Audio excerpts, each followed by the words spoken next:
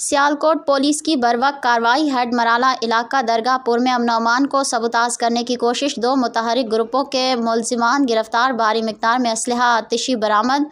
Zoya news plus registered को तर्जुमान। Sialkot police से हासिल होने वाली तफसीलात के मुताबिक DPO सियालकोट मोहम्मद हसन इकबाल की हिदायत पर सियालकोट पुलिस ने जराइम पेशा अनासिर के खिलाफ क्रैकडाउन जारी कर रखा है।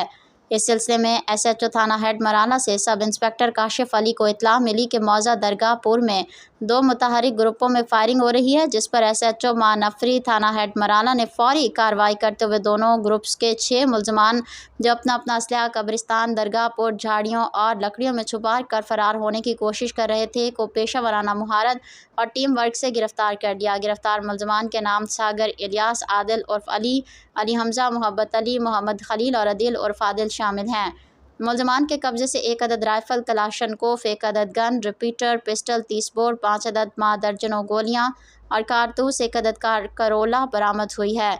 DPO सियालकोट मोहम्मद हसन इकबाल ने SHO थाना हेड मराला को बरवक्त कार्रवाई करने पर शाबाश दी और पुलिस टीम में शामिल अफसरान और जवानों को मुलजमान को गिरफ्तार करने पर तारीफी सर्टिफिकेट और नकद इनाम से नवाजा।